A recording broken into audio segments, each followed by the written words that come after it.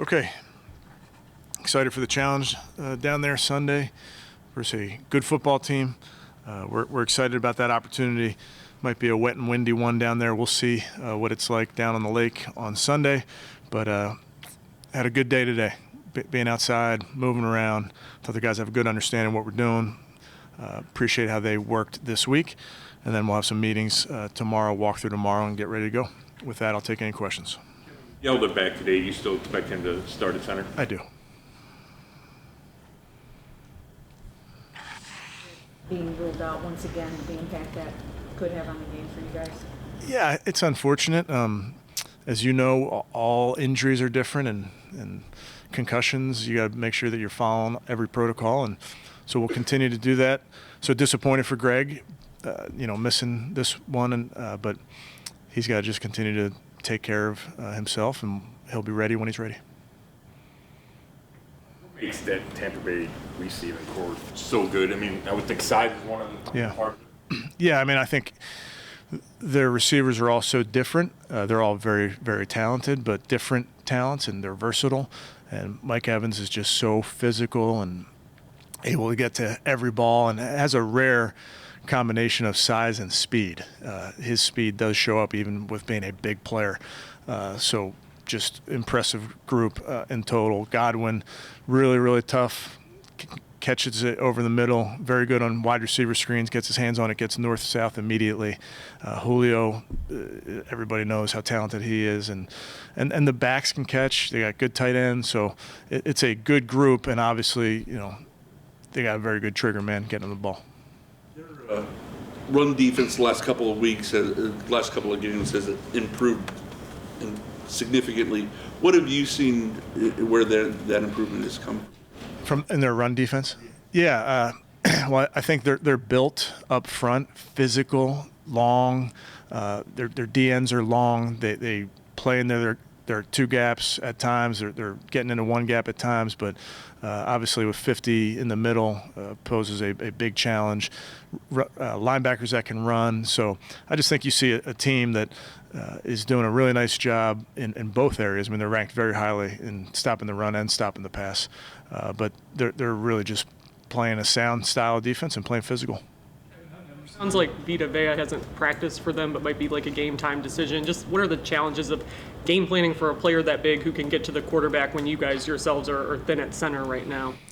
Yeah, he's a challenge for, I think, every offense that goes up against him. Like we talked a little bit earlier in the week, he is really, really big and really agile. Can move sideline to sideline, can move gap to gap, has power.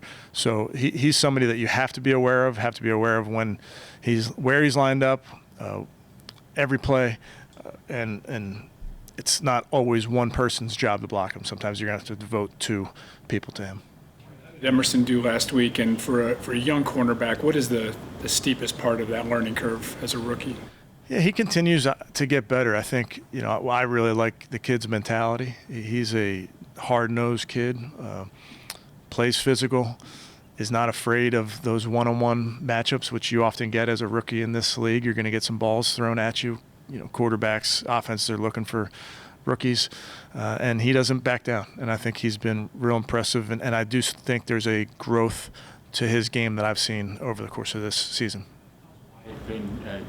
Doing? I mean, I know he's trying to play through this calf thing. Just, where's he at? How's he? Yeah, I was able to practice today on a limited basis, but hoping that he's looking like himself and ready to go. Joe, a little more this week than last? Yeah, I think that kind of remains to be seen. I think he is 1 week better, but we'll see how the game goes. Gilda missing the first start of the week and coming back here. He had some of those exchange issues with Jacoby last week. Do you feel like this was enough time to get him corrected with that and back up to speed? Yeah, I mean, it's obviously those guys get a ton of reps in the course of practice. You want to make sure that you're getting reps with the backup center. So today was important to get some reps.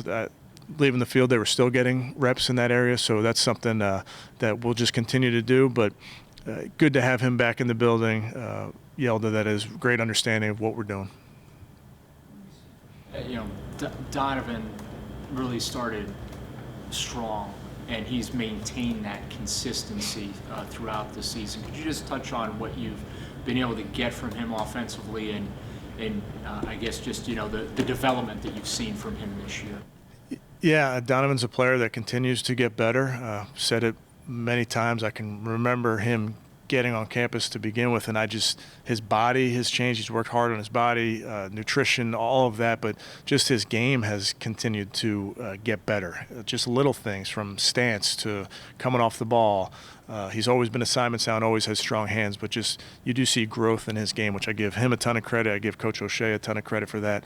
But he's done a nice job in his opportunities, and as you know, people pay a lot of attention to Amari Cooper. So there are going to be opportunities for the tight ends. There are going to be opportunities for the receivers on the other side of the field. Speed over the last couple of days. Yeah, very smart player. Not surprising. Those centers oftentimes are one of the smarter guys in the room. So he's picking it up. He's played with Jacoby before. He's played with Deshaun before. So those guys know him, know what he's about. So he's spending extra time with it, making sure he's going to be ready to go. The snap issues. What do you think are the biggest challenges from playing mostly a guard like Yelda has to taking over a center?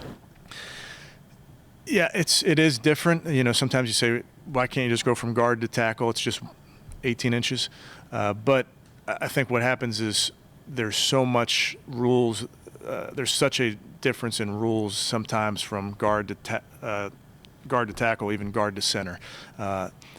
So there's just that space of when I'm working a double team. Sometimes I'm working as a guard. I'm likely coming off on the linebacker as a center. I'm likely overtaking that double team. So there's some nuance to that. And then making calls. I think that's a big thing. So getting up to the line of scrimmage, identifying the front, making calls, making sure that the two guys to the left, two guys to the right are on the same page.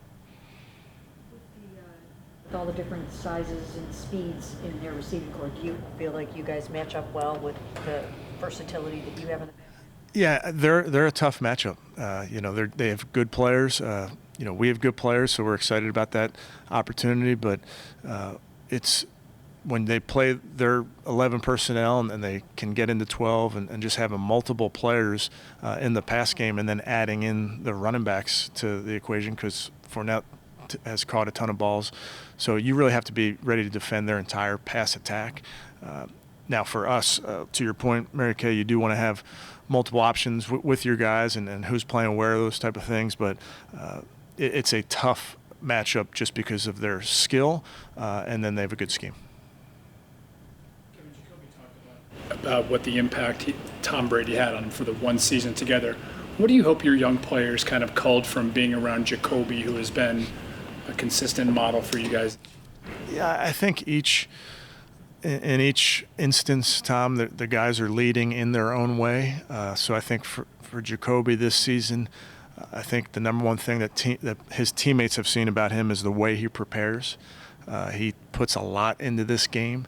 So he's on the field early. He's on the field. He's staying on the field late. He's in this building very early. He's staying here very late, and just constantly working with your teammates, sending them text messages of videos of routes, and here's how I'd like you to run this. Are we on the same page? I think so much of that goes unnoticed to the general public, if you will, but not unnoticed to his teammates. And I think when you have young players that you're bringing along in this league, when you have veterans that can show them the way, it's just so much more impactful than a coach.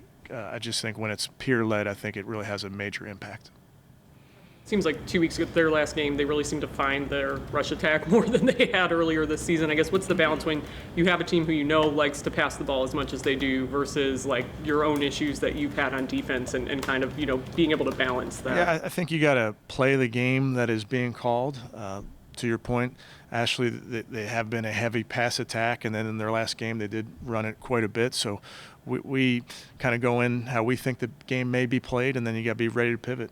But I think early on in the game you'll get a good feel for how the game is going.